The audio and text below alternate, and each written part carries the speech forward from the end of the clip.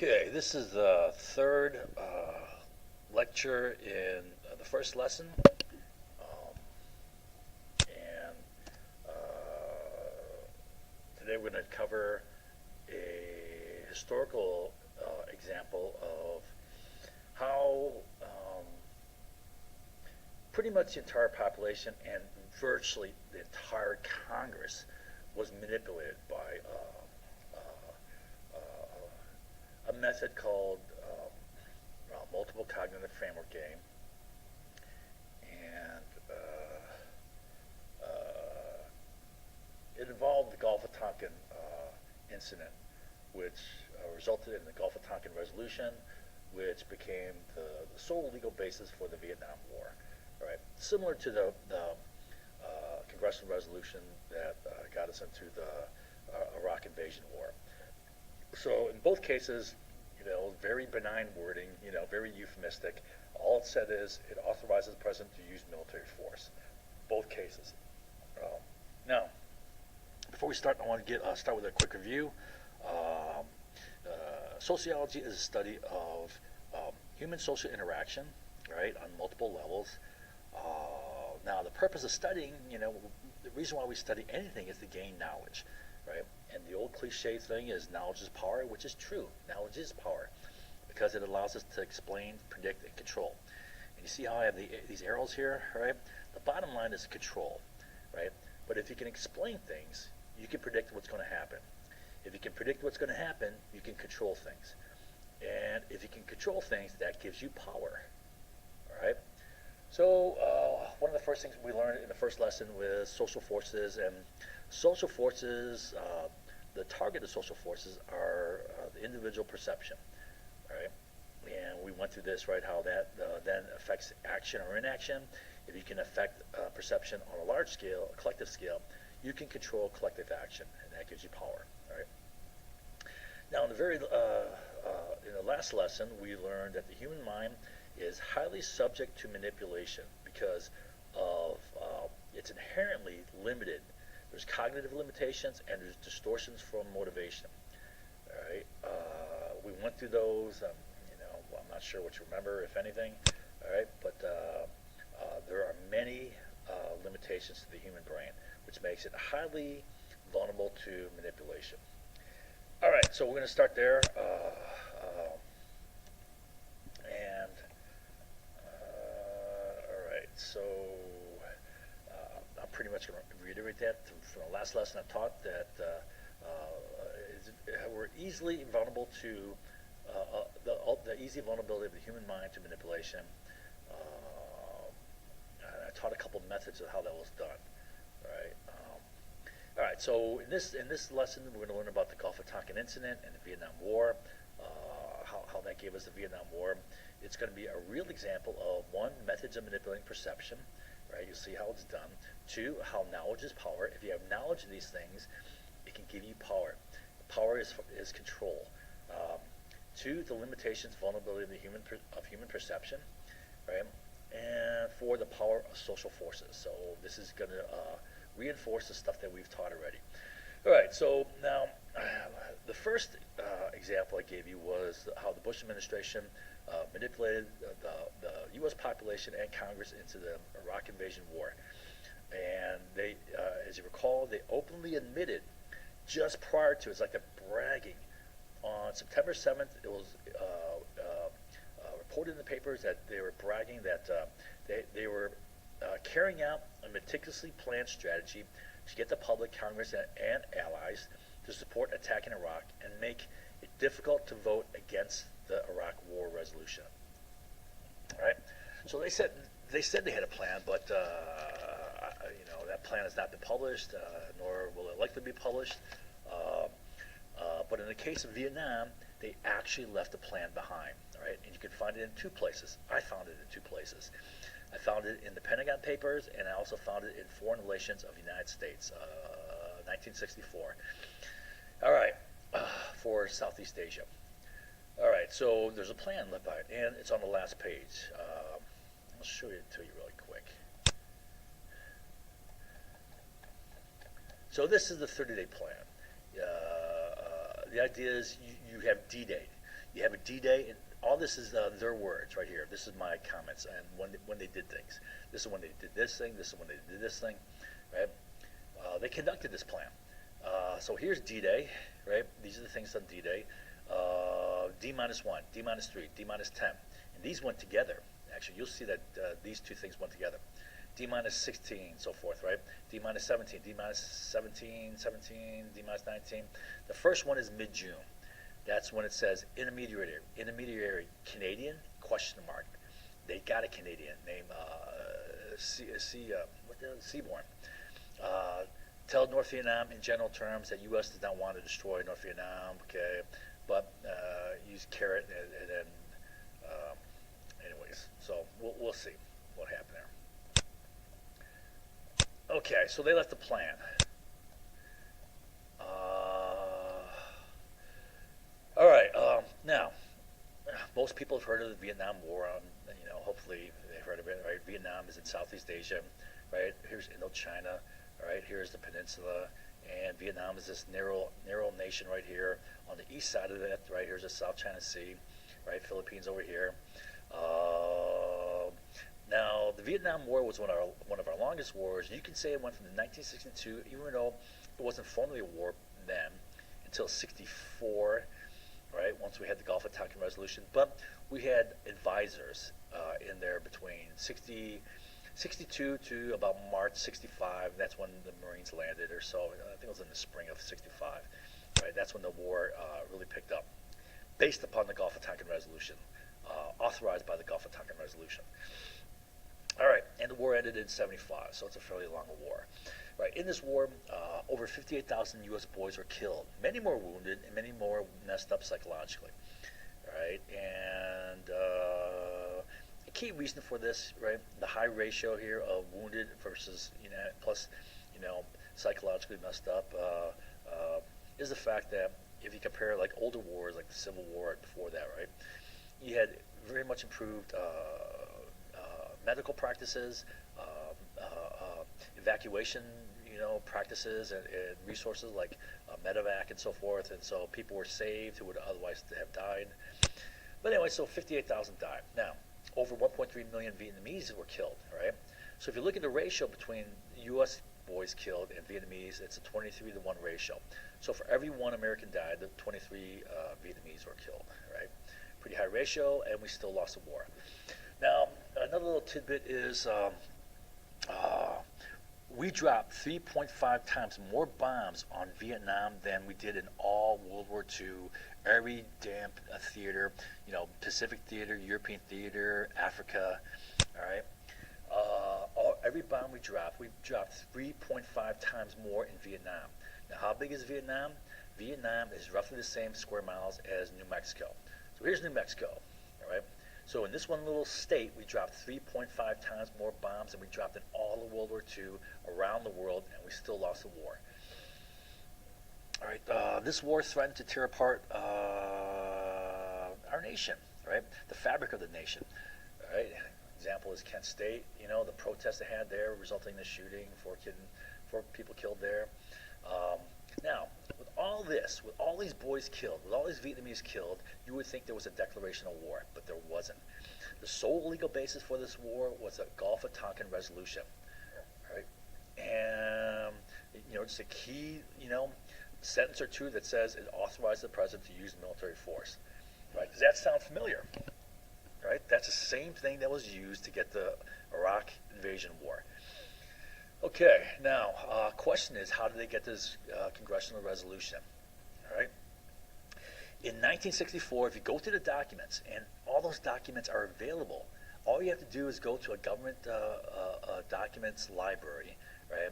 Go to Foreign Relations of the United States, and it has year by year organized by, each volume is by year and by region, right? Go to Southeast Asia, and you can find all these documents.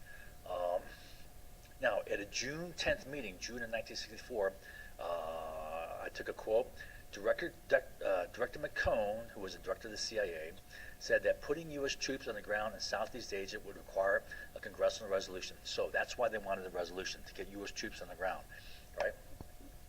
He reminded the group that the idea of a resolution arose when we were discussing how to deal with a communist reaction to an attack by us on North Vietnamese targets. Right? So let's talk about that for a second there. What does that mean? You know, I ask my students, every time I've taught this, I'll ask my students, and they're like, they'll stare at it, you know, try to figure out, and they come up with nothing. Honestly, I've never had a person really explain what that means. It's not that complex, right? So what it means is, I know it's kind of backwards, but what it means is we attack a North Vietnamese target. You start there. When they react to it, communist reaction, then, right, we go for a resolution, all right? So the idea is, okay, we attack them, and usually it's going to be a covert, secret attack. When they respond to our attack, we portray their reaction to our attack as an aggression, as a threat. And based upon that, we take a congressional resolution before Congress and have them sign off on it, saying that we need this to protect ourselves because of the threatening actions of the communists. Right? And as soon as that's signed, they have their hot little ticket to war. They have their carte blanche. All right, so now Secretary McNamara suggested that in the event of a dramatic event in Southeast Asia, we would go promptly for a congressional resolution.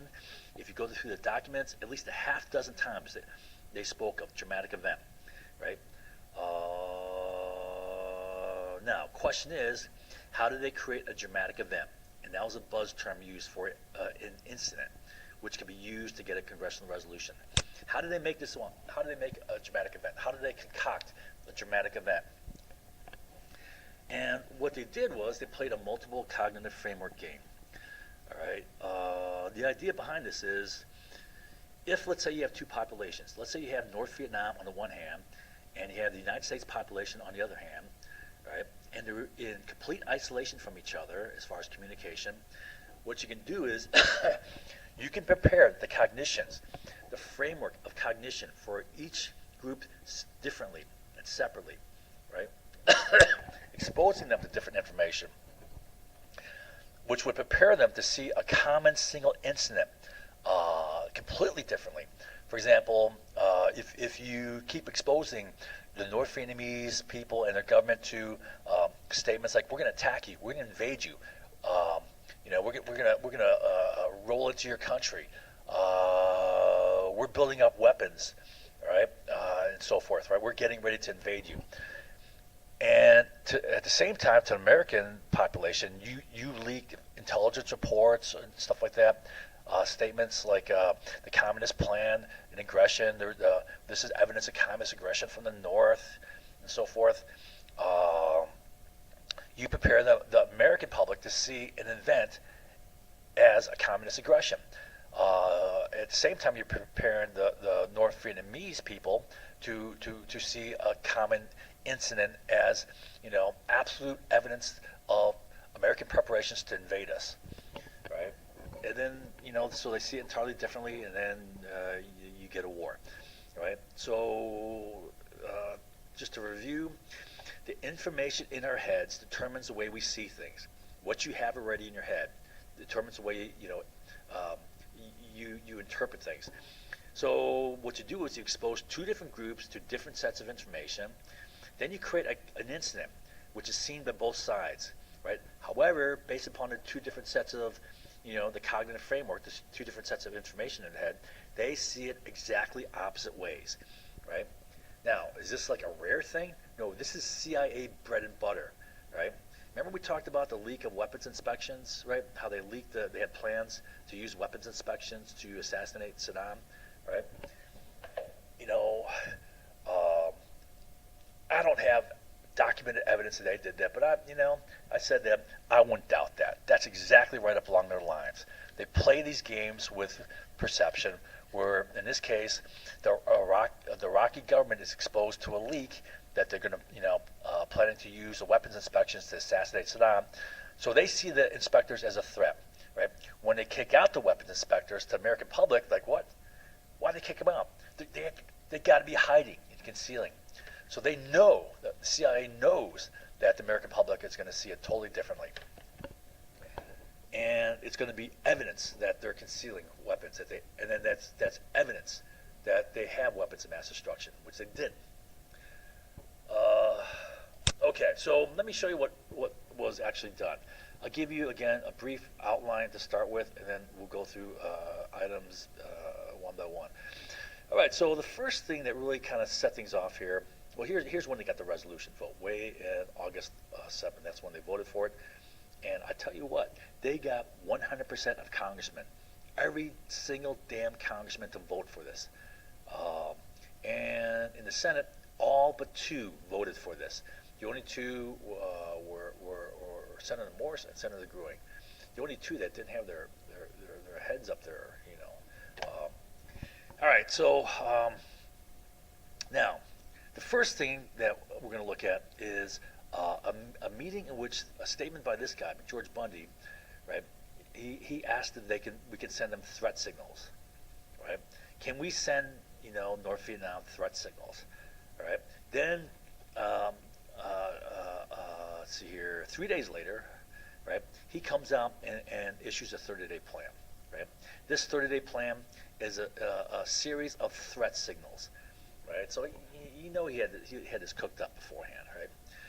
All right, and then they started sending threat signals. And if you look at the threat signals, right, they come in two big batches. Here's the first wave, and here's the second wave, right? Remember I said that the first thing in the 30-day plan is to kick it off in mid-June? Well, this is mid-June where they're kicking it off, right? And here's another set of threat signals. Then the A stands for attack, right? So we start dropping covert saboteurs into North Vietnam, and then that's bragged about in the press, right? And then we have attacks, boat attacks on North Vietnam, right on the coast. Then we send a U.S. ship right where they're attacked, right? So you know, after they're attacked, they're highly threatened. We send a U.S. ship there on a totally different mission, right?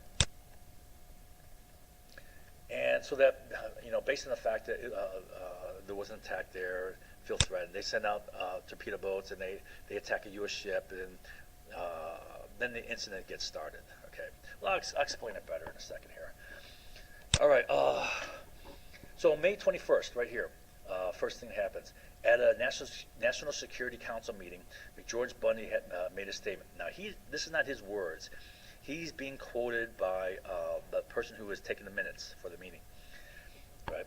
He said, Bundy said, he believed that a major factor in the 1962 Cuba crisis had been the major movement of U.S. forces in southeast U.S. Moscow knew something was coming. He wanted to know if any such visible signs would accompany the alerting actions of Op Plan 37, which was the overt operations against the communists in Vietnam. Op 34 Alpha was the covert ones. Or if they would not, was the plan flexible enough to permit them to do so? Okay. So to understand this, you have to understand the Cuban Missile Crisis. And, I'll start with that. Okay.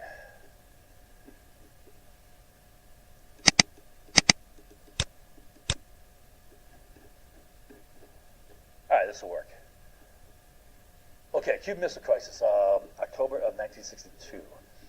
All right, so this is what I have here is two different perspectives: American perspective of the missiles and the Cuban and Soviet perspective of the missiles.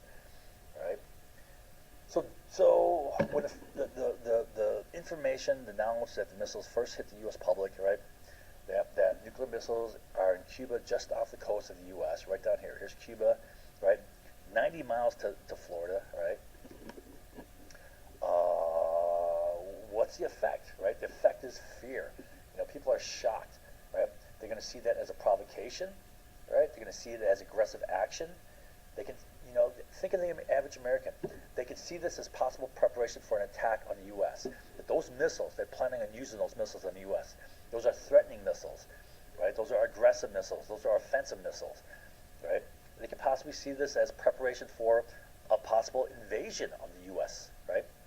You know, people will think this, not having any understanding for, you know, the logistical problem and the necessity for amphibious, you know, assault craft, like major amphibious assault craft, which the Soviets didn't have, right? Or they can can see this as possible World War III on the horizon, right?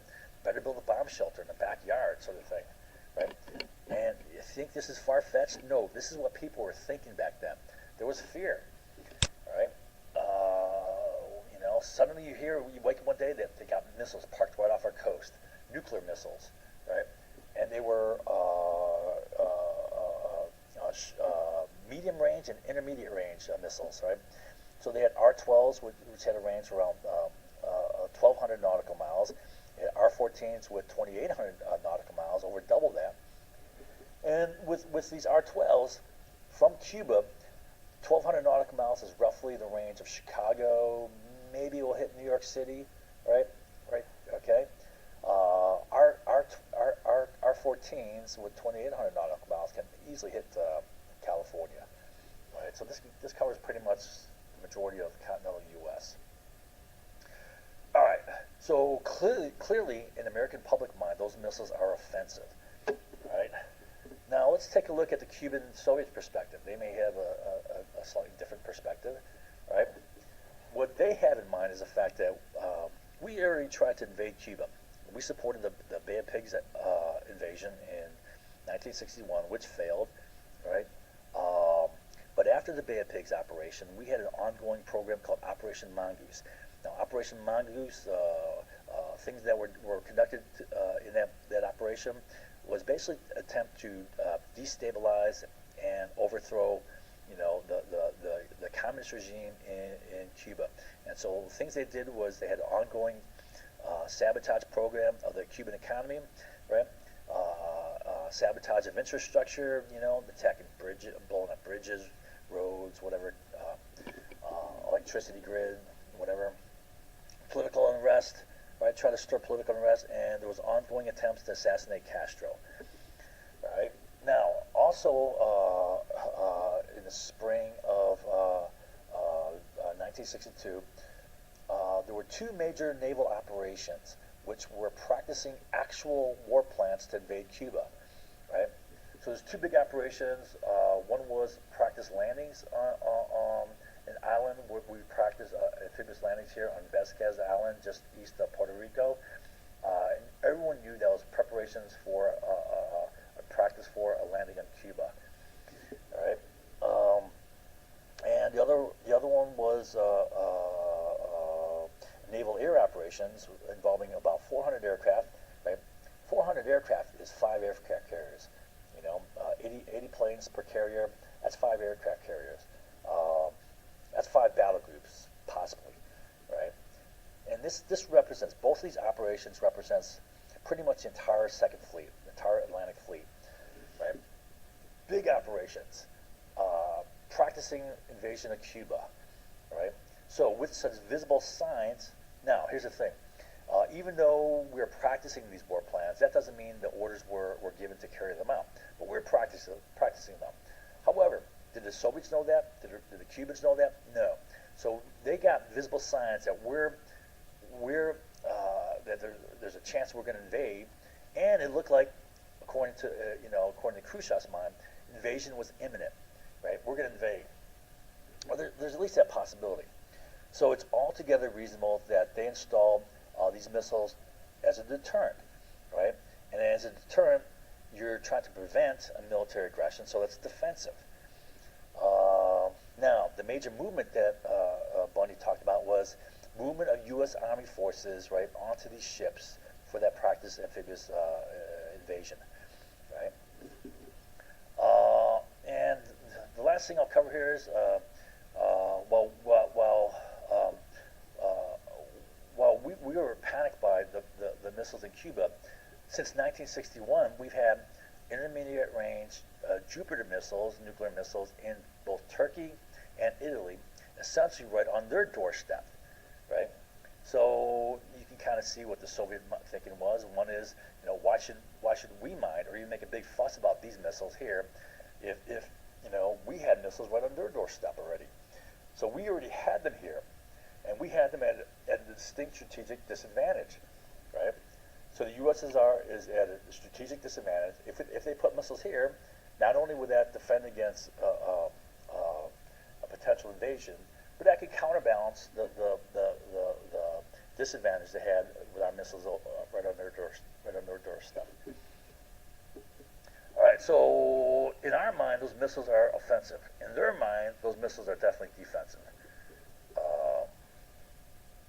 So again, this is Bundy's statement, according to the person taking the minutes.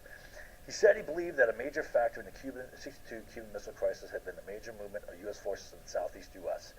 Moscow knew something was coming, right? That's an invasion. He wanted to know if any such visible signs would accompany the alerting actions of Plan 37, or if they would not, was the plan flexible enough to permit them to do so? So, what does this mean? Bundy knew that the visible signs that were passed of U.S. preparations to invade Cuba got the Soviets and Cubans to install missiles, which were seen by the Americans as an aggressive, offensive threat, right? And this led to conflict, right? So, knowing that, and he wants to send these visible signs now, right? Knowing that they would likely induce the DRV to actions, which the American people would see as an aggressive threat, right? Which can lead to conflict, which could be a means of getting the congressional resolution, right? All right. The congressional resolution is going to keep us safe.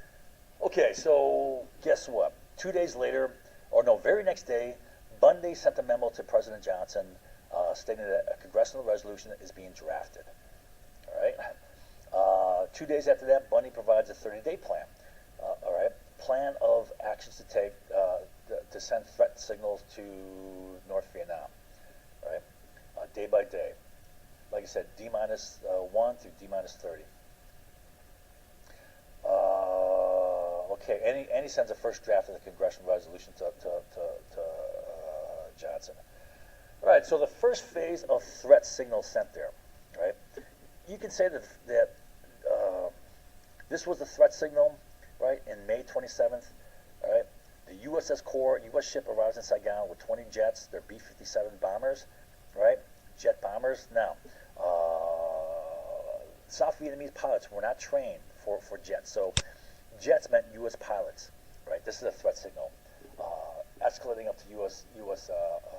pilots and jet bombers in Vietnam.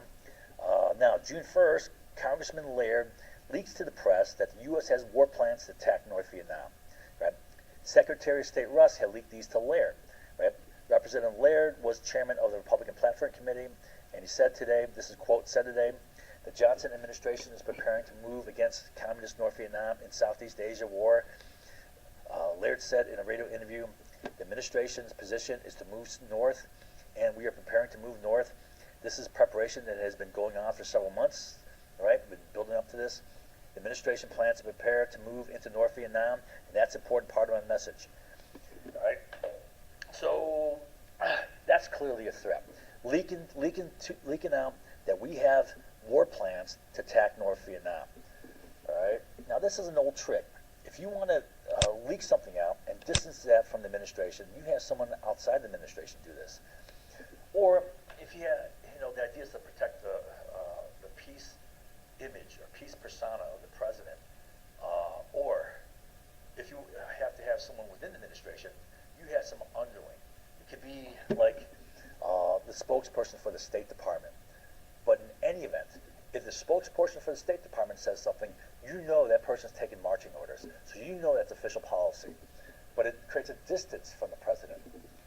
All right. It helps to maintain, the president's doing everything for peace.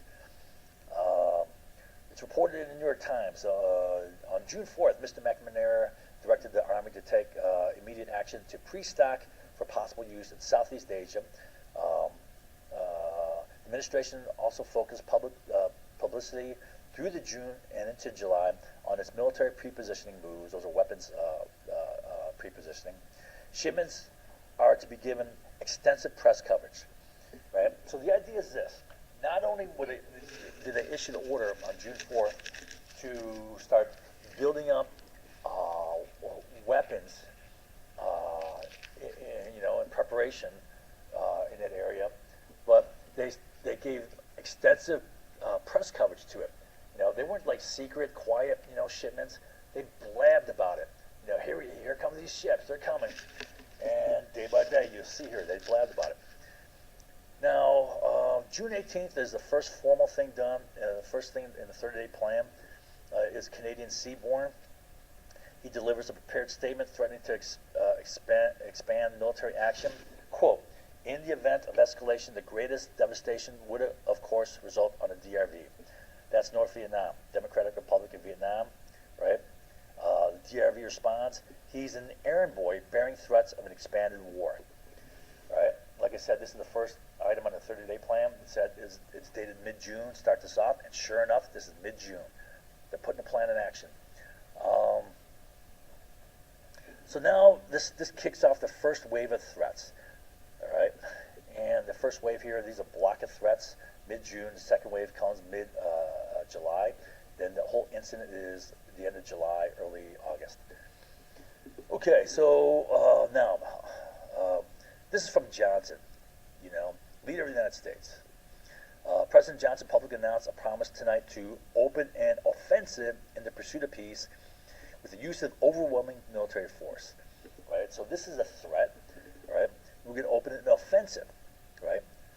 So the way I see it, this is almost like double talk. An offensive for peace, right? We're going to start a war for peace. So this part is for public, well, it's all for public consumption, but this is for the DRV. We're going to start an offensive against you with overwhelming military power. But for the U.S., well, the purpose for this is peace, right? And then June 19th, William Bundy, who was brother to George Bundy, he's Assistant Secretary of State and George's brother. He threatens use of U.S. forces to attack countries to the north. Right? We're going to use military force to attack countries to the north. Right? This is a veiled threat, but it's clearly North Vietnam. Right? The issue is Vietnam, and the issue is North Vietnam. Right? It's not China. What's north of North Vietnam? China. We're not going to attack China. So June 20th reports in the press shipment of U.S. weapons. So the press is reporting shipment of U.S. weapons to Southeast Asia. Right? June 21st, it's reported the United States is shipping tanks and other military equipment to reinforce stockpiles in Thailand, right next to Vietnam, right, which is our pre-positioning, right? June 22nd, reported another shipment of B-57 bombers on the way to Vietnam. So another shipment of these bombers, twin-engine bombers. This was a British design, Canberra bombers. Jet bombers, right? Then on June 22nd, same day. So you see 18th, 19th, 20, 21, 22. It's a big slug here. June 22nd, report in the papers of a new system of 5 air bases. Da Nang was already serving as a base for U.S. F-100 Super Sabre jet fighters. Again, U.S. aircraft, U.S. pilots, jets, right? Jet fighter bombers. The Da Nang base will tie in with other Air Force installations at the Tan Son Nhut and Ben Ho air bases near Saigon and at the Nha Trang airport and at bases in Thailand, particularly Udon, right? So this is the strategic system of 5 air bases. You're building up 5 air bases, that's an indication you're planning something. Then on June 23rd, it's reported that General Maxwell Taylor, the former chairman of the Joint Chiefs of Staff, replaces Henry Cabot Lodge Jr. as ambassador to Vietnam. Now, the top leadership position in a foreign country is the ambassador, right? It's a civilian post, all right? Now, so Henry Cabot Lodge Jr., it's interesting that he's civilian, but his grandfather was instrumental in getting the resolution that got us the Spanish-American War. Kind of runs in the family. Anyways, so now, who is General Maxwell Taylor? General Maxwell Taylor was the former chairman of Joint Chiefs of Staff. He was a top military officer in the whole country. Now, before that, in 1962 to 64, he was instrumental in setting up the advisory program in the military. So the first U.S. military forces in Vietnam were sent there by General Taylor. Right now, he's made ambassador. Right. What it reminds me of is it's similar to Japan in October 1941, when the military Tojo cabinet replaced the civilian Hanoi cabinet. Right, and this was clear indication they're taking a war footing. Right. So, and actually, I have an example how it was perceived. in July, there was a report in Pravda, which is a Soviet paper. Pravda reiterated today Soviet statements that the appointment of a military man as United States ambassador in Saigon indicated the Pentagon might be intending to extend the war in Asia. So they're seeing that as a threat. So it's just another threat, right? Just another signal. June 23rd, Bangkok, Thailand. 2 U.S. Navy warships loaded with military equipment for American stockpiles docked here tonight. 4 more scheduled to follow. Right, so that's 6 ships total. Right, we're definitely building up. Jet fighters, jet bombers, 6 ships full of weapons. All right, and all these statements we're going to attack. All right. Then June 28th, Johnson said today that the United States, when necessary, would not hesitate to risk war to preserve the peace. That's similar to his statement above here. Right, we're going to go on the offensive to protect the peace. Right, again, it is for consumption. Right, North Vietnam, we will not hesitate war. Right, and for the U.S., it's to preserve the peace though. Okay, July 10th. New York Times reports Da Nang Air Base, site of a well-publicized Air Force Day, is one of a network of air bases recently developed to serve as a coordinated strategic system. Right, 5 air bases. Okay, that's the first phase. That's the first, basically the appetizer. This is an escalation of the threats and some actual attacks. So we started actual attacks. The actual attacks are supposed to start on D-19. All right. Now, July 19th, General Khan, the leader of South Vietnam, declares the start of a campaign to march into North Vietnam. Khan leads a rally with shouts of Bac Tien to the north. All right. Now, here's the leader of South Vietnam, General Khan. Right. Prior to this, in the months prior to this, he's been saying multiple times that, we want to go into North Vietnam, but we're not going to do it until we get ironclad, rock-solid U.S. support for us going into North Vietnam. Then suddenly he starts saying, we're going to North Vietnam. To the north. We're going to attack the north, right? Now, this is what was reported in the New York Times. Quote, Nguyen Khan repeatedly opposes expansion of war to North Vietnam, would insist on ironclad guarantees of U.S. protection and support, including use of combat forces if necessary before considering it. That's in May. So May 27th before, Khan insists on ironclad support before attacking North Vietnam. Khan repeatedly opposes expansion, so he's opposed to expanding it, right? Unless there's ironclad, rock-solid U.S. guarantees of protection and support for doing it, right? Now, suddenly say, we're going north. So that tends to indicate that there's U.S. Support. Now, if you look at the 30-day plan, this was supposed to be in D-10. And sure enough, on D-10, if you set D-Day at July 31st, August 1st, right, this is D-10, right? When did the Gulf of Tonkin incident occur? Right then, right? The first attacks were on July 31st, first island attacks. You'll see that in a second. So this is lining up with what actually happened. All right, and so he's meant to make the statement on D-10. Now D-3, you'll see here, the very next thing in the 30-day plan, Johnson backs it up, and sure enough, on D-3, and this is D-10, D-3 he does. All right. Okay, so now on 19 July, Commander of South Vietnamese Air Force, Key, this guy right here, Colonel Key, he's a leader of the South Vietnamese Air Force. He told news reporters that South Vietnamese planes had airdropped combat troops in North Vietnam for sabotage operations. That's an attack. That's an offensive. You're dropping combat troops into North Vietnam to blow up stuff, right? So these are actual attacks. Now, when they did it, they're supposed to have been done on D-19, but on this day, which is D-10, this is when the leader of the South Vietnamese Air Force brags about it in the papers. Right? That's clearly intended to send a threat signal. They're bragging in the papers that they've done this. July 19th, it was Assistant Secretary William Bundy, brother of fellow Billsman George Bundy, also said that we are going to drive the communists out of South Vietnam, even if that eventually involves a choice of attacking countries to the north. Right?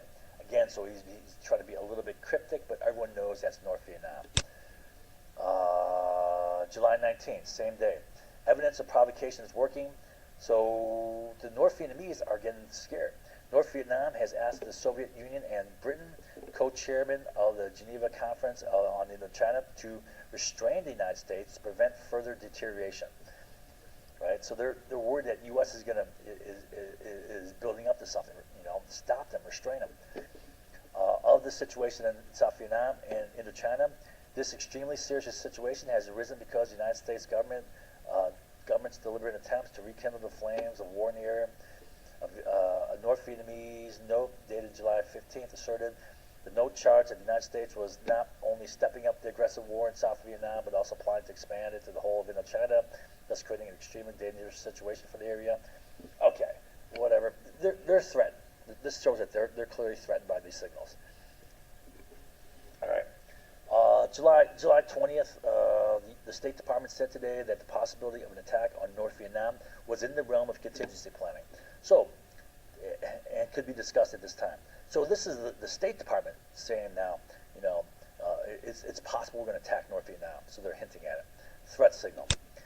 July 20th, the South Vietnamese government releases a public statement affirming Khan's cry to attack North Vietnam.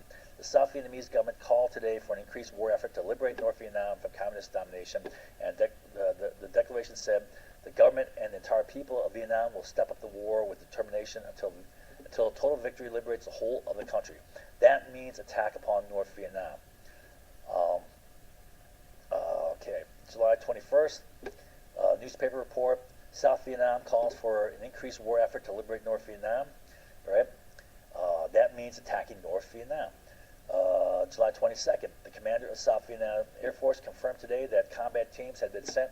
So again, he's bragging in the papers. We sent sabotage teams in, sabotage missions inside communist North Vietnam, and that Vietnamese pilots are being trained for possible larger scale attacks, more threats. Teams have entered North Vietnam by air, sea, and land. More infiltration teams are undergoing training. Colonel Key said this: "We could go this afternoon. I can assure you that all North Vietnam would be destroyed, but Hanoi, which is the capital, would certainly be destroyed." All right, another threat signal. Okay, so this is July 25th. This is the D-3 on the plan. President news conference. So this is a news conference, just a general presidential news conference. What's the main focus in America? Oh, the economy, right? Maybe something to do with politics. Maybe something to do with education or crime or I don't know what. Welfare, healthcare. Those are the key issues, right? Then some reporter asked Johnson this, and I'm thinking this guy was set there intentionally to ask this question. You'll see how cryptic it is, right? But it'll be clear as day to the North Vietnamese who are threatened. They know what this means, right? The American public, like, what? What does that mean, right? I'll ignore it. So here's a question. Mr. President, are there differences in opinion between the United States and South Vietnamese officials on the question of attacking North Vietnam? And if there are differences, what are they, please? Answer, right? The answer is no. And I stated earlier, but I repeat it. So that's stated on the 30-day plan. The president backs up Khan's statement to attack North Vietnam. All right.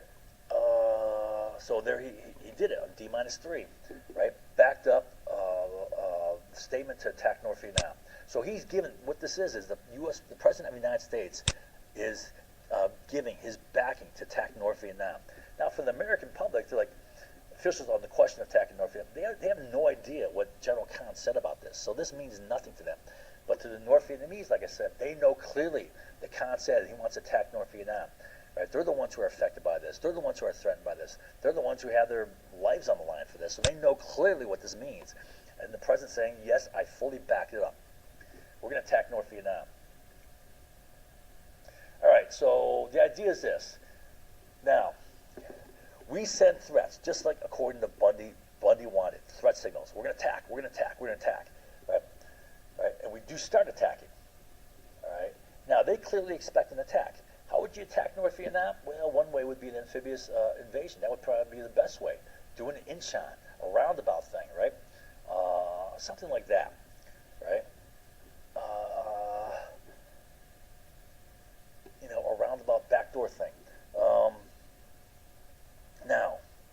So they're expecting some attack, right? Then this is on July 25th. The Joint Chiefs proposed airstrikes by unmarked. This reported in the New York Times. I don't have the date here. It's probably a part of the release of the Pentagon Papers in 1971. This is from the Pentagon Papers here. The Joint Chiefs Staff proposed airstrikes by unmarked planes flown by non-American crews against several targets in North Vietnam, including the coastal bases for Hanoi's flotilla of torpedo boats. Right? This was done. Right? There were air attacks on the August 1st and August 2nd. Right? Boat attacks were conducted on July 31st and August 4th. All right, so they're attacking North Vietnam now. All right, just like what Director CIA said, we attack them first. When they react to this, then we go for a resolution. All right, so here's the actual boat attacks. Right, July 31st, they occurred at 0045. Right, U.S. scheduled and planned, so the U.S. was in control of these. This was part of Operation 34 Alpha. There was a monthly schedule of attacks, and these were on the monthly schedule. Covert boat attacks are conducted along the North Vietnamese coast as part of Operation 34 Alpha Black Ops. Right? Oh, I forgot to read this. July 30th. Assistant Secretary McNamara sent to the Joint Chiefs a memorandum to Senator Secretary Rusk on July 30th. The study reports the same day that a chain of events was to unfold that would make it unnecessary to carry out the Joint Chiefs plan, even if the President had wanted to accept it. Okay, so what was that? All right, well, the very next day, you have these boat attacks, right? 4 U.S. supplied attack boats departed Da Nang, and 2 of them, these 2 boats here, PTF-3 and PTF-6, arrived off Han Mae Island at 12:21 local time, and on July 31st, just after midnight, and proceeded to bombard with 57 40 millimeter, 20 millimeter cannon rounds. The other 2 boats arrived at the same time off Han New Island and likewise bombarded it. That's from Galloway, quote from his book. In this attack, the first standoff bombardment conducted during the Op 34 Alpha campaign, right? The 2 boats destroyed a gun emplacement, so it's the first offshore attack, offshore bombardment. The first boats destroyed a gun emplacement and a number of buildings, right? PTF-2 and PTF-5 arrived off Han New at 12:37 local time, which is 0037. Both boats shelled a communication tower and then shifted their fire to targets to other targets on the island, right? All right. So these are attacks upon DRV coastal defense positions, and Han Mae had a PT boat base. So these are the boats. They're torpedo boats, right, with guns, loaded with guns, 57 millimeter cordless cannons, 40 millimeter cannon, 20 millimeter cannons, mortars and machine guns, right? And the idea behind these attacks. So the Han Mae attack had 2 boats. They were supposed to land commandos on the island to blow up targets, right? But they're spotted by an enemy patrol boat. They engaged the enemy patrol boat, sunk the enemy patrol boat, but they scrubbed the landing because of that, because they were alerted. So instead, they sat off shore and they bombarded with 750 cannon rounds, right? So they're firing up the targets with 750 cannon rounds. Han New attack, 2 boats. They're supposed to land commandos again, blow up the targets, but again, the alarm was alerted, so they scrubbed the landing, and they sat offshore and bombarded with cannon fire, destroyed the radio station and other defensive positions. All right. Okay, so this is what happened to create the incident. Let's see. Okay, that's good enough. All right, so here you have 0045, between 0030 to 0045 on July 31st. 2 islands are attacked by U.S. planned attack on Han Mae and Han New Islands. Right, 2 PT boats here, 2 PT boats there. Right. Now, so they on Han Mae there was a torpedo boat base there, and they bombarded this island with over 750 rounds of cannon fire. Right. 8 hours after that, or about 8 hours after that, a U.S. ship, the USS Maddox, right here, is sent on an entirely different mission right along the path where these boats passed, right? And they're going to pass right along the targets where they hit. So their mission, and this comes from a U.S. Navy, the U.S. Navy Blue Jackets book, official book on naval operations during the Vietnam War, right? And it charted both the paths of the Maddox and the Maddox and Turner Joy here, right, which led to the incident. So they have planned attacks here. They attacked this island, right? Then they sent a U.S. ship right where they attacked, right? There's Point Alpha, Point Bravo, Point Charlie, going right past Han Nu, all right? And they're supposed to go to Point Delta right past Han Mei, but instead, what happened was this. So this is the start of the mission when they turn on the radar, and when they turn on the radar, they essentially announce to the world that they're coming, right? They start heading up here, all right? And while they're heading up on the first, there's an air attack. So there's an air attack near the Laotian border, and there's an air attack at Nam Cam, right? Right? As they're heading up here. So you have boat attacks, and you have 2 air attacks, right? And the idea is this. The way I see this is, it's like, let's say you know you have a hornet's nest in your yard, right? And you invite some kid over to play catch with a baseball. Before he comes over, you take a baseball bat and you smack that hornet's nest. Then you have him go somewhat near the hornet's nest. Then you throw the ball. You throw the ball right at the hornet's nest. Kid goes over, to shag the ball, and he gets stung by a bunch of hornets, right? That's the idea. You shake up the hornet's nest with attacks. Then you send a U.S. ship, totally unsuspecting, right to where you attacked, right? So now in the boat there was 2 senior officers. One was Commander Ogier, who was the captain of the ship, right? And the person in charge of the whole operation, the DeSoto mission, was what's his name? Oh yeah, Captain Herrick, right? Herrick, right? So now they're monitoring the radio transmissions by the North Vietnamese, and they're intercepting messages where they clearly North Vietnamese are clearly stating they see the U.S. ship as a threat. Why is it a threat? Well, they just attacked this area, right? They attacked these islands, and not only that, for a month now, over a month, they've been blah, blah, blah, and we're going to attack you, which can involve an amphibious invasion. So they expect an attack. We attack. We build up their expectations for an attack. Then we attack. Then we send a U.S. ship right where we attacked, unknowingly, right? These guys have no idea what's going on. So we attacked there with a separate mission, a covert black ops mission, secret mission, right? And then about here, at this point, they've intercepted the message that the North Vietnamese clearly see them as a threat, and they plan to send out torpedo boats to attack them. So Commander Herrick orders a 180. Go ahead, get out of here. So they go due south, right? Then they call 7th Fleet and ask for orders. 7th Fleet tells them to go back to Han Mei, right? So it looks like they're skirting around, but then I don't know sure what happened here. They get up here towards Point Delta, but then they head straight back to Han Mei, right? Maybe they're told, no, you go to Han Mei, don't skip Han Mei. I don't know. I'm not sure if that happened, but for some reason they went towards Point Delta, but then went back to Han Mei. As they're heading back directly towards Han Mei, that's when 3 North Vietnamese torpedo boats came out chasing them. So they turned tail and went northeast, right, running away. As they're running away, they opened up their aft 5-inch gun and they're fired upon them. They hit one of the torpedo boats. They called in airstrikes. A carrier was in the Gulf of Tonkin. Aircraft led by I think it was a commander then. Commander Stockdale, later on became an admiral, Medal of Honor winner. He led the air attack in, right? And they came in flying in. They fired Zuni missiles. I think they used cannon rounds. We'll see what that says up here.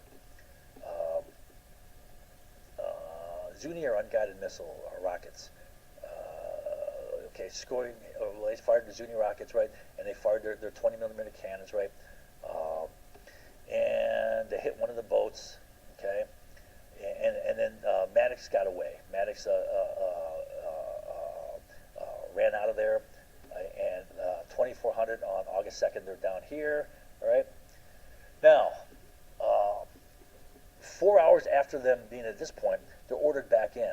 They're ordered back in with another ship, the Turner Joy. So here's the Maddox, and here's the Turner Joy, another destroyer. Both these are destroyers. This one is a later model destroyer, the Turner Joy. And they're ordered together, and they're supposed to complete the mission, which are point Oscar, November, Mike, and Lima. All right, but instead they give good distance. Right, they're heading up this way.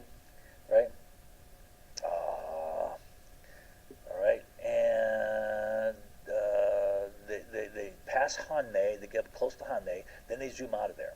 Right, now they go east, right, head southeast, right, and right about this point here, right about when they're right here, there's another boat attack, right, on August 4th at midnight, right, 2 PT boats hit Vinson at the mouth of the Ron River here, okay. So, you know, again, you're stirring up the hornet's nest while they're in this mission, right? Then they head north here, go back west, zoom past Hanmei again. Then they head due east here, right? Right about here, this is when Captain Herrick believes he has contact on the radar with 3 hostile boats, right? And he changes course to 160, right? So that's roughly 160. Maybe this is like 170, right? So he's heading out here. All right. And he's running away. Now, I remember reading the accounts of this. They picked these boats up at about 26,000 yards range. At 26,000 yards range, you know, these are a PT boat, right? And a freeboard maybe like 6, 7 feet, right? At best, maybe 5 feet, right? You're not seeing these things, all right? Due to the curvature of the Earth, the radar from the the mast of a destroyer is hitting the water and going over the top of the boats, right? All right. Also, another thing is this. What happened was, I forgot to tell you this. What happened was, overnight, what happened? A storm blew in, and it was a high sea state, big waves. So with big waves, if you have any experience with naval radar, especially radar at that era, right? Your whole screen is like blanked out by waves. What you're seeing is largely waves. It's hard to see. It's like impossible to see a tiny boat, which is probably not much higher than the waves, if at all higher than the waves. All right. Anyway, so they thought they picked up about 26,000 yards, and that should have tipped them off as being unreliable, right? But no, they thought there was an attack, right? And right here, they believe they're under attack, and what tipped them off is a sonarman heard high-pitched prop noises in the water, right? Which he thought were torpedo screws, because torpedoes have a higher pitched whine than a ship propeller, right?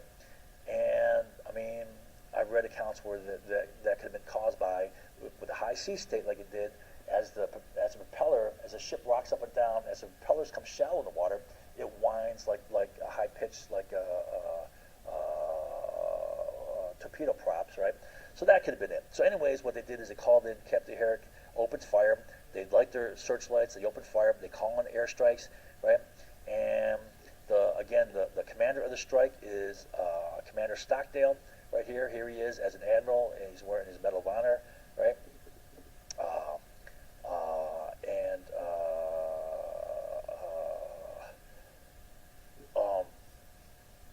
Okay, so he comes in and sees nothing. And this is what he said.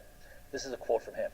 "I had the best seat in the house to watch the event, and our destroyers were just shooting at phantom targets. There were no PT boats there.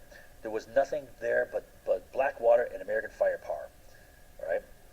Okay, so now there were no boats there, right? And the second attack never occurred, but it was reported to have occurred. However, by about midnight, right, Captain Herrick reports that he now doubts the attack really occurred. But that didn't matter. With the initial report, Johnson ran with that, right? And they took that before Congress, that repeated attacks, right, by U.S. ships in neutral waters, international waters, right, by the communists, and we need to have this congressional resolution to confront this threat. So they got the resolution passed. Right. So August 5th, the next morning. Well, actually, what happened next morning? So this is August 4th. Next morning, Johnson orders bombing bombing raids on North Vietnam military targets, which he announced were retaliation for an alleged incident of August 4th, which never happened. When Stockdale was awoken in the early morning and was told, this is what was said. When he's told he was to lead these attacks, he responded, "Retaliation for what?" Later, while in prisoner of war, he was concerned that he would be forced to reveal the secret about the Vietnam War. I'm not sure where I got this quote. All right. Anyway, so the attack never occurred, and so on August 7th, the Gulf of Tonkin resolution is passed. The House passes it 416-0.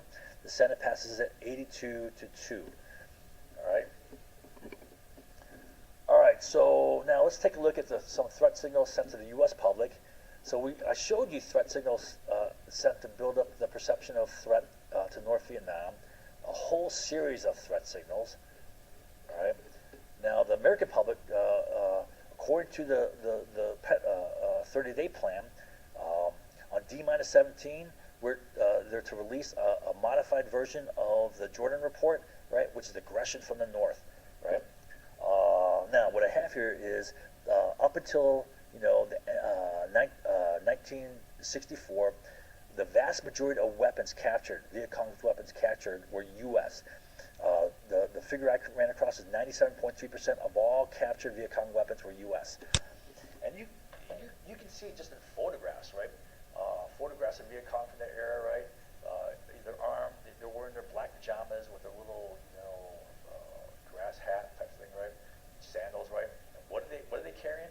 An M1 Garand, U.S. weapon. What are they carrying? They're an M1 carbine, right? Or they're carrying the Thompson machine gun. So their vast majority of weapons were American weapons, and there's two primary sources. Most of those weapons were acquired when the Vietnamese defeated the French. The big battle at the Dien Bien Phu kind of ended the war, right? And they defeated the French, and the Vietnamese captured the stockpiles of French weapons. Well, who had supplied the French weapons? The U.S. And they're all World War II surplus weapons. M1 Garands, M1 carbines, right? Browning automatic rifles, right?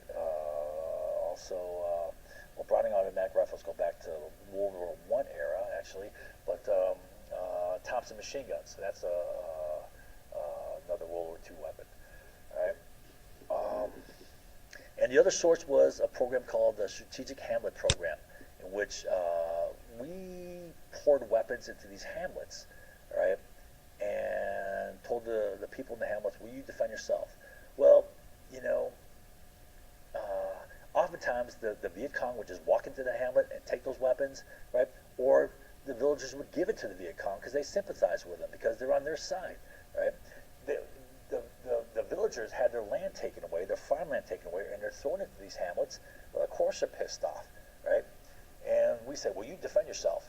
We're pouring weapons in there, but what happened is that program became a conduit, a channel to funnel weapons to the Viet Cong, right? That wasn't too smart, and we ended up fighting those weapons, right? Anyways, July 25th, manipulating U.S. public perception.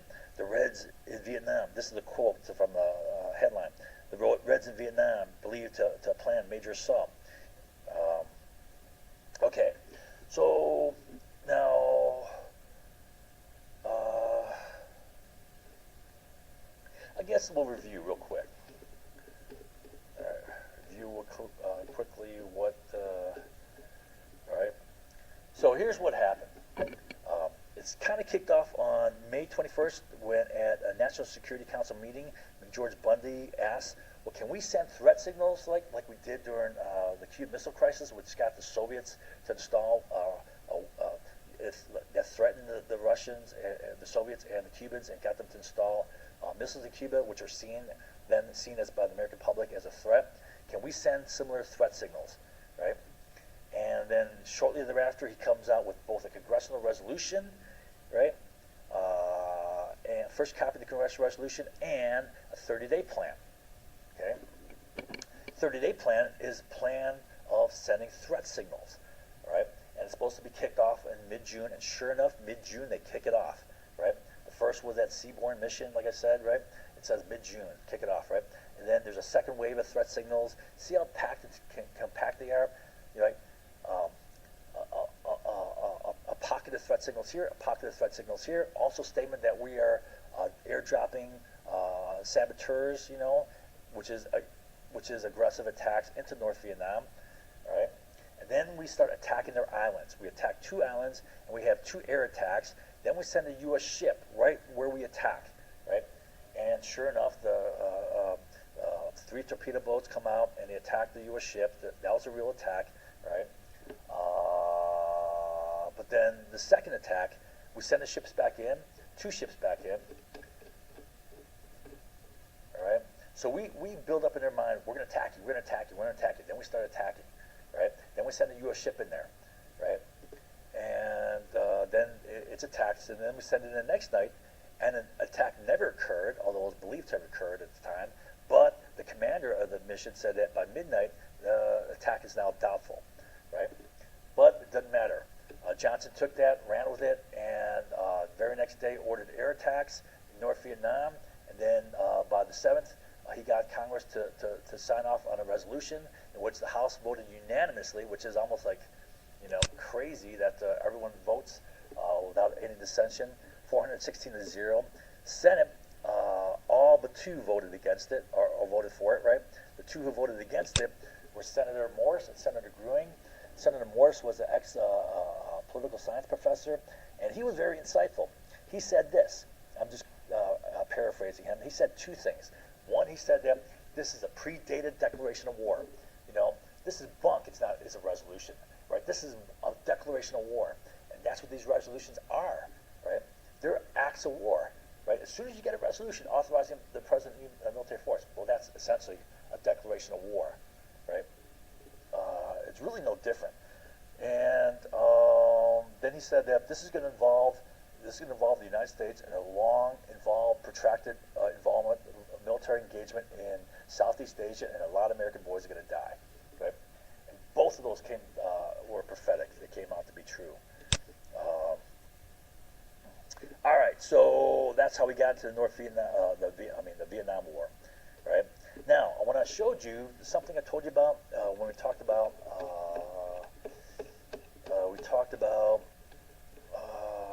ad hominem, right?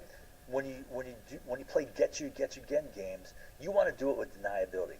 You want to do something that has easy deniability, right? This is classic CIA stuff, right? They don't do anything unless they have deniability. And I'll show you where they're actually speaking about getting deniability. So the 2 terms they were bannered about in the documents were maximum deniability, right, and plausible deniability, right? Just enough so that people disbelieve, right? The American public's not going to believe it, right? They know what the American public's going to believe and not believe, all right? All right, so this is August 4th, New York Times, right? This is the only paper that actually made a comment upon these attacks, right? Chicago Tribune's a big newspaper, right? But it doesn't have as detailed of an international section. So really, this maybe have been the only paper in the country that commented upon this. It's just a small block, a tiny block in the paper. In another development affecting North Vietnam, the State Department denied, as without foundation, Hanoi's charge of 2 separate United States attacks on North Vietnamese territory. Hanoi said yesterday that the United States planes based in Laos had attacked. I think they actually came out of Thailand, as I recall. Right? And it was, either Laos or I think they came out of Thailand. Right? But they were U.S. directed attacks. Attacked a North Vietnamese village near the Laotian border, and that American warships had shelled 2 North Vietnamese islands, Han Mai and Han Nu, in the Gulf of Tonkin. Right now, so they denied these attacks occurred. Right. Then this is from a memo from Director of CIA McCone in '64. We could carry out dramatic operations against North Vietnam, theoretically non-attributable, right, which means deniable, but actually well identified as coming from South Vietnam with U.S. support. Right? So he says, we can carry out dramatic attacks against them. They know without any question it's us, right? In South Vietnam, right? But yet it's going to be non-attributable. It's going to be deniable, right? Now, in a memo from the U.S. Ambassador Henry Cabot Lodge Jr. to Secretary Rusk, I pointed out operations envisaged would be publicly denied, right? Though, of course, Ho Chi Minh would be left with no doubt as to what was happening and why. Should the GVM and or the U.S. eventually become publicly involved in actions, our actions would be portrayed as self-defense against North Vietnamese aggression. I believe that could be done effectively. So we're going to take offensive, aggressive action against Ho Chi Minh, but if it's, it can be denied, but if we become involved in it, we'll say that it's defensive action against their aggression. Okay, in reference to covert operations, this is the CIA station chief. Our strong preference, therefore, is to maintain maximum deniability on part of ourselves and the GVM. That's government of Vietnam, that's South Vietnam, right? And then from a memo from the Secretary of Navy Forstall to McGeorge Bundy, right? U.S. commences unannounced air defense capabilities for Saigon and takes first overt military movements to prepare for possible escalation, such as fleet movement to provide for whatever cover JCS, Joint Chiefs of Staff, deems necessary for air operations against North. Some care should be taken, however, to avoid public appearance that U.S. is involved in GVN actions, right? So public appearance that the U.S. is involved, right? This is for the American public, right? But the thing about it is, this was being directed by the United States in Op Plan 34, the monthly scheduled attacks. Okay, Maitland, McNamara. Okay, so this section involves proof that the U.S. threat signals were getting to them. I give a bunch of things where they're getting afraid. Okay, like they're trying to reach. China warns that if the United States invades communist North Vietnam, we said repeatedly we're going to invade North Vietnam. Okay. Anyways, so here is the layout here, all right, of the plan. The threat, right? Build up their expectation of a threat. Then you start attacking them, right? Then you send a U.S. ship right along the coast on a DeSoto mission. Now, the DeSoto mission was is supposed to stay just outside of the 2-mile international waters limits, which we claim to be international waters, although we can safely say, well, North Vietnam made no statement on their international waters, so we'll just declare it as 2 miles. But what they're supposed to do is they're supposed to gather intelligence on the location of missile and gun batteries, and also to capture the signal of their gunfire directing radar, at the lock-on frequency, right, the higher frequency. And the idea is you take threatening actions, right? And what they were supposed to do is they're supposed to, interfere with local shipping, come threatening close, make runs at the coast, right? Runs at the 2-mile limit, and ideally try to provoke the gun and missile batteries on the North Vietnam coast to light them up, lock them on.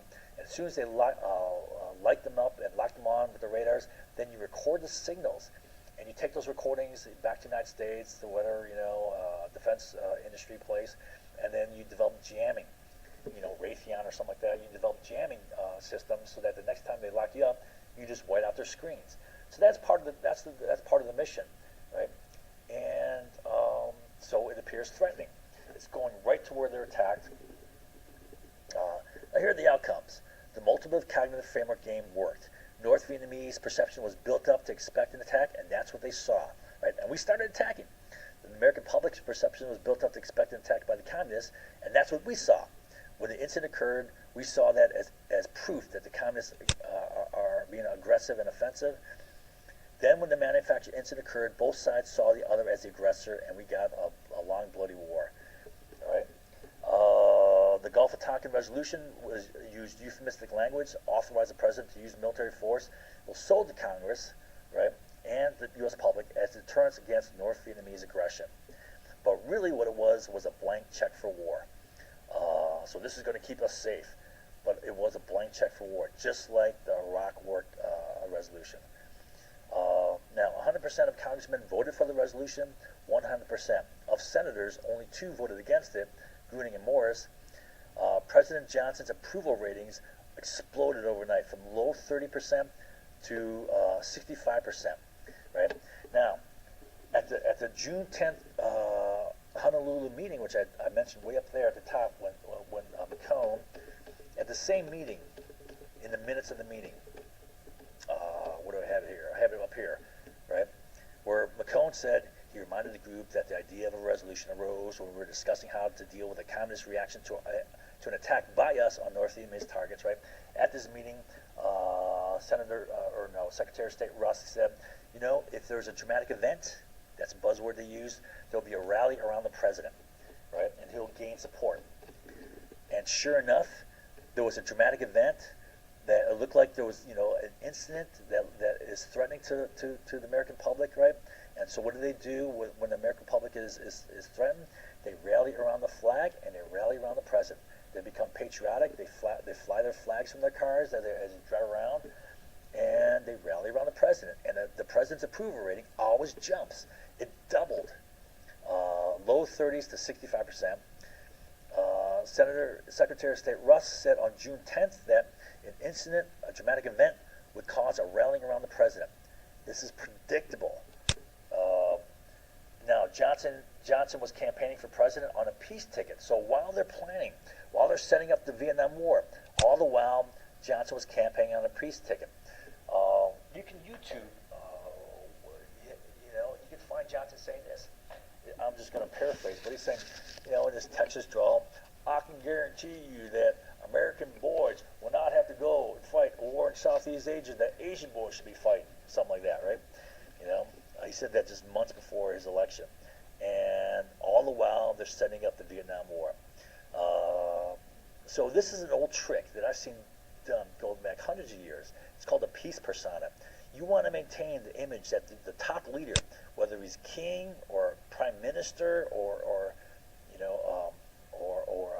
president, right, is doing everything for peace while you're really, under the surface doing everything for war, right? You want to maintain the image in both, especially within the local public, within the U.S. public, that your president is doing everything for peace. All right, it's an old trick. Now, 2 months later, Johnson won the election by a landslide, right? So he got this big boost from this. And you can read the papers, right? You can do this. This is what I did. I found articles from around the country, everywhere, from small cities to big cities, right? And you find this. Now you're not going to find this at the local library or at even like a major library, right? You're going to find the New York Times, maybe Washington Post, maybe the local paper. In Chicago it's going to be Sun-Times you can find, or Tribune, right? And that's about it, right?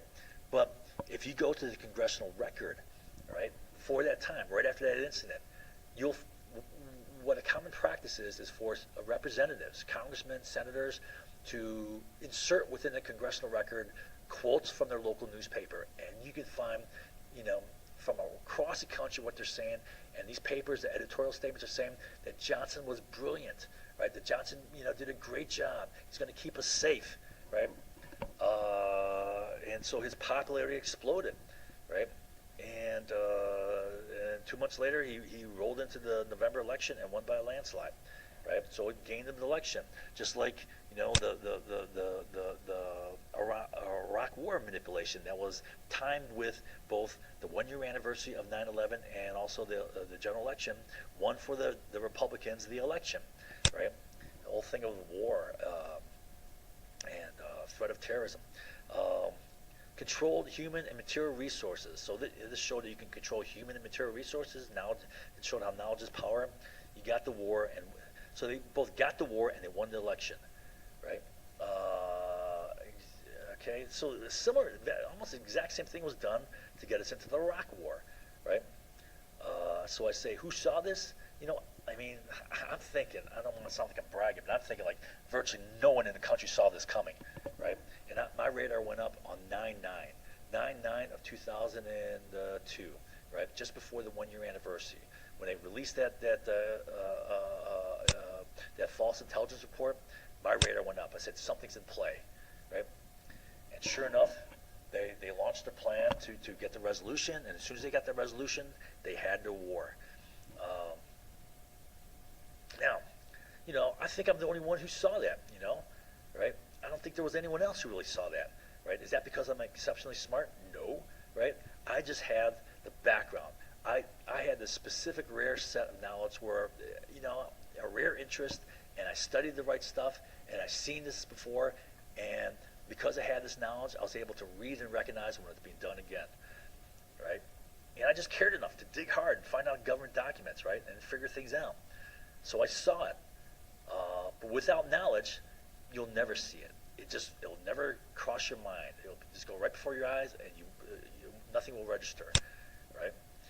So now, okay, I just got done explaining how we got into the Vietnam War, how they got the congressional resolution, which is the legal basis for the war, which was the basis for all the big appropriation bills, for all the big insertion of troops and so forth, right?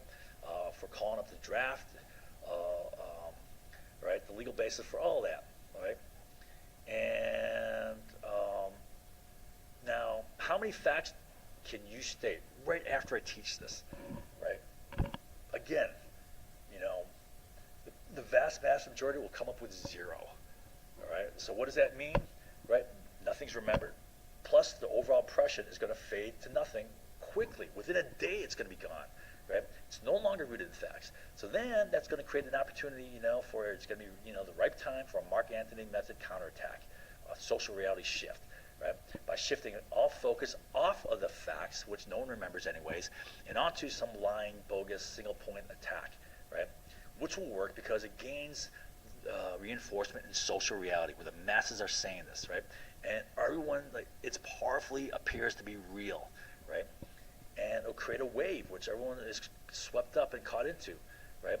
And the shift of focus could be nothing more than a mocking joke, one-word reality, right? A bogus attack upon the single vulnerable fact, right? An opportunistic attack on a single mistake. Maybe I made a mistake, they'll attack that and try to make that the whole thing, right? Out of the hundreds and hundreds of facts, right? They'll focus on the one thing, put words in my mouth and attack something that I didn't say, something they made up, right? Or they'll flat out lie, make something up and use that to attack, or in some way they'll plant a seed of doubt, some way of disbelief, create an ad hominem, right? Some way of discrediting, or they'll try to lock it up in debate, and say, well, it's just a matter of opinion. My opinion is just as good as yours. Opinion based on what? Nothing, right? And then they'll get that and they'll push that through social reality, and it's going to become the dominant reality. Everyone's passing, everyone's reinforcing. There's social reinforcement, there's mocking joke, there's anger, there's repetition, there's recency, there's salience, right? It's simple, right? It's so simple, it's easy to remember, and everyone's saying it, right? It stands out. It could be involved ad hominem, right? It could appeal to your desire, which is you believe what you want to believe, right? Right? And so it stands out, right? Those things stand out. Facts have nothing. They're gone, right? So social reality will dominate, and what's it based upon? Nothing, right? How often is that done? Social reality is manipulated on almost a daily basis, right? And I've seen the Mark Antony done, like I said, well over 800 times. And you know what? Next time it's used, it'll work again. It will. People won't see it, and you think that's crazy, but I've seen it happen over and over again. I'll teach it, explain it, but it works next time. So that's it for this lesson. Again, the whole purpose of this was to show, how knowledge is power, right? And how understanding the limitations of human cognition can be used to manipulate perceptions and to get us into a war, all right, for example. And how you can move and manipulate an entire population. All right, that's it for that.